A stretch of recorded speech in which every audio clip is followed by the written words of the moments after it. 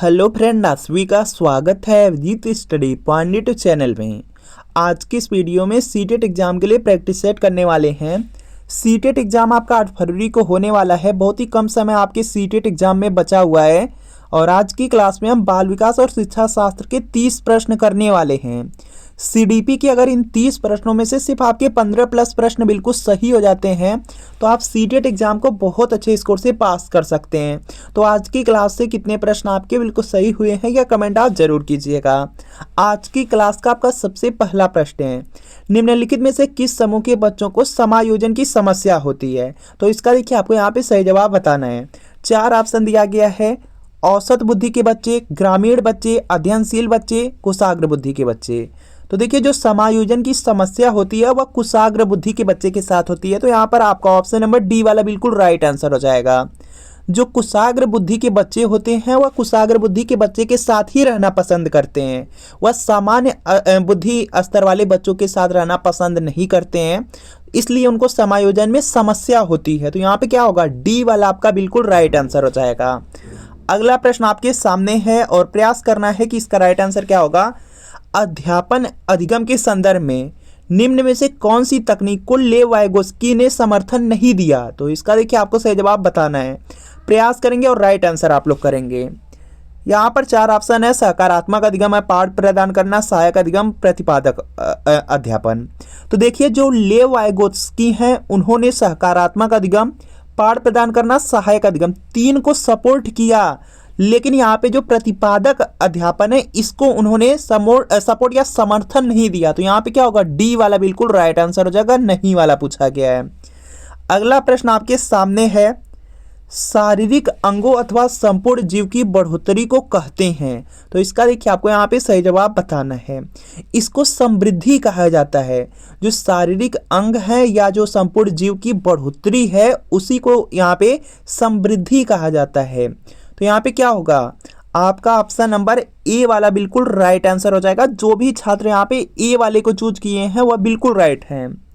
अगला प्रश्न आपके सामने है, शिशु खाली स्थान की उम्र तक अजनबियों से झिझकना या शर्माना विकसित करते हैं? तो इसका देखिए आपको यहाँ पे सही जवाब बताना है। जो देखेंगे शिशु होते हैं जो 6 महीने की उम्र होती है तब जाकर के अजनबियों से वह झिझकाना या शर्माना विकसित कर लेते हैं। तो यहाँ पे क्या होगा, डी वाला बिल्कुल राइट आंसर हो जाएगा। डी वाला बिल्कुल यहाँ पे क्या होगा, राइट आंसर होगा। अगला प्रश्न है कि बच्चों में नैतिकता की स्थापना के लिए सर्वोत्तम मार्ग है? तो इसका देखिए आपको सही जवाब बताना है। 4 ऑप्शन है, चारों ऑप्शन अच्छे से पढ़ेंगे उसके बाद आंसर करना है। नैतिकता की स्थापना के लिए सर्वोत्तम मार्ग पूछा गया है।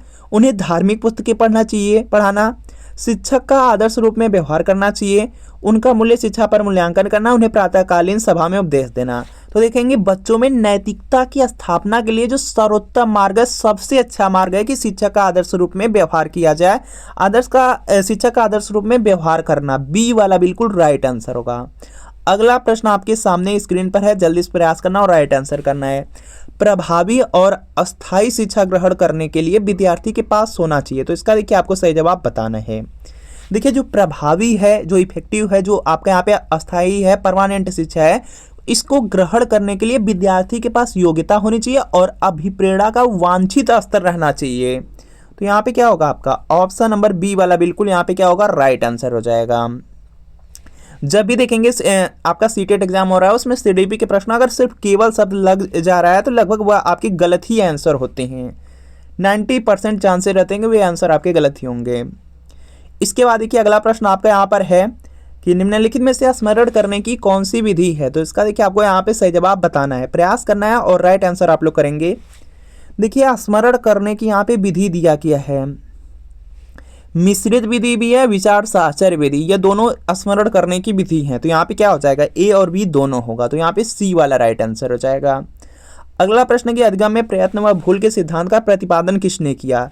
सीटेट एग्जाम में आप लोग देखेंगे लगभग 7 से 8 बार एक ही प्रश्न रिपीट हुआ है। यही प्रश्न है कि अधिगम में जो प्रयत्न व भूल का सिद्धांत है किसने दिया या किसने प्रतिपादन किया, यही प्रश्न बार बार पूछा जाता है। तो यहाँ पे क्या होगा, इसका राइट आंसर हो जाएगा थांडाइक ने दिया था। थांडाइक ने दिया था और इन्होंने ये जो प्रयोग है वह बिल्ली पर किया था। तो यह पॉइंट आपको याद रखना है। तो यहाँ पे क्या होगा, सी वाला बिल्कुल राइट आंसर हो जाएगा। बिल्ली पर इन्होंने यह प्रयोग किया था, प्रयत्न व भूल का सिद्धांत इन्होंने दिया था। अगला प्रश्न आपके सामने है कि शिक्षण के दौरान आवाज में जो उतार चढ़ाव उदाहरण है यह आपको बताना है। तो यहाँ पे इसका राइट आंसर हो जाएगा यह उद्दीपन परिवर्तन का कौशल है। तो यहाँ पे क्या होगा, आपका ऑप्शन नंबर ए वाला बिल्कुल राइट आंसर हो जाएगा। इसमें देखेंगे जैसे उद्दीपन परिवर्तन कौशल के जो घटक हैं उसमें देखेंगे यथोचित आपका शरीर का संचालन आ जाता है, हाव भाव आ जाता है, और मौन रह करके यहाँ पे होता है, और जो स्वरों में उतार चढ़ाव होता है यह सब आते हैं। तो यहाँ पे क्या होगा, ए वाला राइट आंसर होगा। अगला प्रश्न आपके सामने की प्रबलन अनुसूची जो निम्न निष्पादन को उत्पन्न करती है। तो इसका देखिए आपको सही जवाब बताना है। तो यह हो जाएगा निश्चित अंतराल अनुसूची हो जाएगा, जो कि आपके ऑप्शन नंबर सी में दिया गया है। सी वाला राइट आंसर हो जाएगा। अगला प्रश्न आपके सामने है कि निम्नलिखित में से कौन सी शिक्षण व्यूहरचना संज्ञानात्मक, भावात्मक एवं मनोगत्यात्मक पक्षों के तहत अधिगम उद्देश्यों को पूरा करती है। तो इसका देखिए आपको सही जवाब करना है। तो यह होगा भूमिका निर्वहन हो जाएगा। ऑप्शन नंबर सी वाला राइट आंसर है। अगला प्रश्न आपके सामने है कि किसने पाठ योजना की जो पंचपद प्रणाली है उसको प्रतिपादित किया। बहुत ज़्यादा इंपॉर्टेंट है, और यहाँ पे इसका राइट आंसर हो जाएगा हर्बर्ट ने दिया था। जो पाठ योजना की पंचपद प्रणाली है उसको हर्बर्ट ने दिया था। तो हर्बर्ट देख लेंगे किस ऑप्शन में है, तो यहाँ पे देखेंगे बी वाले में है। तो यहाँ पे क्या हो जाएगा, आपका ऑप्शन नंबर जो बी है यह बिल्कुल यहाँ पे राइट आंसर हो जाएगा। इनकी जो पाठ योजना थी, जो इनका लेसन प्लान था, उसमें सबसे पहले प्रस्तावना था, उसके बाद प्रस्तुतिकरण था, उसके बाद तुलना किया गया था, सामान्यीकरण था, उसके बाद अनुप्रयोग था। तो यह पॉइंट याद रखना है। अगला प्रश्न आपके सामने है, एक बच्चे को शुरुआत में किससे लिखना सिखाया जाता है। तो इसका देखिए आपको सही जवाब बताना है। तो आप लोग भी जानते हैं, और यह पहले होता था बेसिकली, इस बार अब तो यहाँ पे पेन से लोग स्टार्ट कर दिए हैं लिखना। बाकी यहाँ पे पहले का क्या था कि एक बच्चे को जो शुरुआत में लिखना सिखाया जाता था वह चाक से लिखना सिखाया जाता था। तो यहाँ पे क्या होगा, बी वाला बिल्कुल राइट आंसर हो जाएगा। ऑप्शन नंबर बी वाला बिल्कुल राइट आंसर है। चाक आपको यहाँ पे ट्रिक करने हैं। अगला प्रश्न देखते हैं कि यहाँ पे अगला प्रश्न आपका क्या है। यहाँ पर देखेंगे विद्यार्थियों के साथ जो संप्रेषण का अर्थ होता है। तो इसका देखिए आपको सही जवाब बताना है। संप्रेषण का मतलब होता है आपका यहाँ पे विचारों का आदान प्रदान होता है। तो यहाँ पे क्या हो जाएगा, आपका ऑप्शन नंबर बी वाला बिल्कुल यहाँ पे राइट आंसर हो जाएगा। यहाँ पे क्या होगा, बी वाला बिल्कुल राइट आंसर होगा। विचारों का आदान प्रदान आपका संप्रेषण होता है। अगला प्रश्न आपके सामने है, खाली स्थान दिया गया बच्चों पर किए गए अध्ययन बुद्धि में वातावरण की भूमिका दर्शाते हैं। तो इसका देखिए आपको यहाँ पे सही जवाब बताना है। तो यहाँ पे हो जाएगा, देखिए दिया गया है गोद लिए जो बच्चों पर किए गए अध्ययन बुद्धि में वातावरण की भूमिका को दर्शाते हैं। तो गोद लिए हो जाएगा। तो यहाँ पर हो जाएगा आपका ऑप्शन नंबर बी वाला। अगला प्रश्न आपके सामने कि राष्ट्रीय अस्थि विकलांग संस्थान स्थित है। तो इसका देखिए आपको सही जवाब करना है, और यहाँ पे इसका राइट आंसर हो जाएगा यह है कोलकाता में। जो राष्ट्रीय अस्थि विकलांग संस्थान है वह कोलकाता में है। तो यहाँ पे क्या होगा, सी वाला बिल्कुल राइट आंसर हो जाएगा। अगला प्रश्न आपके सामने है यहाँ पे, और इसका आंसर करना है कि जो प्रतिभाशाली बालक के लक्षण क्या हैं। तो इसका देखिए आपको सही जवाब करना है। प्रयास करेंगे और आप लोग राइट आंसर करेंगे। अभिव्यक्ति की उनमें नव्यता रहती है, बिल्कुल सही है। जिज्ञासा रहती है, तो यह भी आपका यहाँ पे सही हो जाएगा। दो तो सही हैं प्रतिभाशाली बालक के बारे में। वार्तालाप, प्रियता, अति सक्रियता। तो यहाँ पे सिर्फ आपका यहाँ पे फर्स्ट और सेकंड वाला ही होगा। तो यहाँ पे क्या होगा, बी वाला बिल्कुल राइट आंसर हो जाएगा, फर्स्ट और सेकंड। अगला प्रश्न आपके सामने है, और जल्दी से यहाँ पे प्रयास करना है कि इसका राइट आंसर क्या होगा। प्रयास करेंगे, काफ़ी इजी है, तो जल्दी से आप लोग प्रयास करेंगे और इसका आंसर यहाँ पे कर लेंगे। देखिए दिया गया है आपका यहाँ पे निष्पत्ति लब्धि AQ है, इसका सूत्र होता है। तो इसका देखिए आपको सही जवाब बताना है। तो यहाँ से क्या हो जाएगा आपका, यहाँ पे इसका राइट आंसर हो जाएगा डी वाला होगा। निष्पत्ति लब्धि है, तो यहाँ पे क्या हो जाएगा, डी वाला बिल्कुल राइट आंसर हो जाएगा। AQ का मतलब होता है आपका यहाँ पे अचीवमेंट क्वेश्चन होता है, और यहाँ पर देखेंगे EA का मतलब हो जाएगा आपका एजुकेशनल एज हो जाएगा, जो शैक्षिक आयु है। और जो MA है यहाँ पे, इसका मतलब होता है कि आपका जो मानसिक आयु है, मेंटल एज है। तो यही देखिए फार्मूला हो जाएगा, इसको याद रख लेंगे, काफ़ी इंपॉर्टेंट है। ये आपका निष्पत्ति लब्धि वाला है। अगला प्रश्न आपके सामने, जल्दी से प्रयास करना है और राइट आंसर करना है आपको कि कौन व्यक्तित्व के गुण सिद्धांत से संबंधित नहीं है। तो इसका देखिए आपको सही जवाब करना है, और यहाँ पे इसका राइट आंसर हो जाएगा देखिए व्यक्तित्व के गुण सिद्धांत से, तो इसका जो संबंध है आल्पोर्ट का है, आइसेंक का है, कैटल का, फ्रायड का नहीं है। तो यहाँ पर देख लेंगे फ्रायड आपके ऑप्शन नंबर ए वाले में है, तो ये वाला यहाँ पे राइट आंसर होगा। अगला प्रश्न है कि अभिप्रेरणा की व्याख्या जन्मजात मूल प्रवृत्तियों के आधार पर की जा सकती है, किसने कहा है? तो इसका देखिए आपको सही जवाब बताना है। यह मैकडूगल का कथन है, मैकडूगल ने कहा था, तो यहाँ पे क्या होगा, ए वाला आपका राइट आंसर हो जाएगा। अगला प्रश्न आपके सामने है कि सीखने का जो प्राथमिक मूलभूत नियम है वह संबंधित है। तो इसका देखिए आपको यहाँ पे सही जवाब बताना है। जो सीखने का प्राथमिक मूलभूत नियम है वह तत्परता से यहाँ पे क्या है, संबंधित है। तो यहाँ पे क्या हो जाएगा आपका ऑप्शन नंबर डी वाला बिल्कुल यहाँ पे क्या होगा, राइट आंसर हो जाएगा। यहाँ पे क्या होगा, डी वाला बिल्कुल राइट आंसर हो जाएगा। जो थॉर्नडाइक थे उन्होंने 3 नियम दिया था, एक तो तत्परता का नियम था, उसके बाद प्रभाव का नियम था, उसके बाद अभ्यास का नियम था। इसके बाद देखते हैं यहाँ पे नेक्स्ट प्रश्न आपका दिया गया है। व्यवहारवादी खालिस्तान ने कहा है कि मुझे नवजात शिशु दे दो, मैं उसे डॉक्टर, वकील, चोर या जो चाहूँ बना सकता हूँ। यह किसने कहा था? तो यहाँ पे इसका राइट आंसर हो जाएगा वाटसन ने कहा था। यह अमेरिका के मनोवैज्ञानिक थे। तो यहाँ पे क्या होगा आपका ऑप्शन नंबर यहाँ पे सी वाला राइट आंसर हो जाएगा। यह व्यवहारवादी थे और वाटसन ने कहा था कि मुझे कोई भी नवजात शिशु दे दो, मैं उसे डॉक्टर, वकील, चोर या चाहे जो भी बना सकता हूँ। अगला प्रश्न आपके सामने कि अभिक्रमायोजित अधिगम का प्रत्यय किसने दिया था? तो इसका देखिए आपको सही जवाब करना है और यह दिए थे यहाँ पे स्किनर ने दिया था। तो यहाँ पे सी वाला राइट आंसर है। अधिगम स्थानांतरण के द्वितत्व सिद्धांत के प्रवर्तक थे। तो इसका देखिए आपको यहाँ पे सही जवाब करना है और यहाँ पे इसका राइट आंसर हो जाएगा आपका स्पीयरमैन थे। द्वितत्व सिद्धांत के जो प्रवर्तक थे, अधिगम का स्थानांतरण का जो द्वितत्व सिद्धांत है उसके जो प्रवर्तक थे स्पीयरमैन थे। तो यहाँ पे क्या होगा, बी वाला आपका बिल्कुल राइट आंसर हो जाएगा। इसके बाद देखिए यहाँ पे नेक्स्ट प्रश्न आपका दिया गया है और प्रयास करना है कि इसका राइट आंसर क्या है। जो बहुबुद्धि का सिद्धांत है किसने दिया था? तो इसका देखिए आपको यहाँ पे सही जवाब करना है। बहुत बार पूछा गया है। तो यहाँ पे क्या है, बहुबुद्धि का जो सिद्धांत है वह गार्डनर ने दिया था। तो यहाँ पे क्या हो जाएगा आपका ऑप्शन नंबर सी वाला बिल्कुल राइट आंसर हो जाएगा, हावर्ड गार्डनर। सी बिल्कुल राइट आंसर है।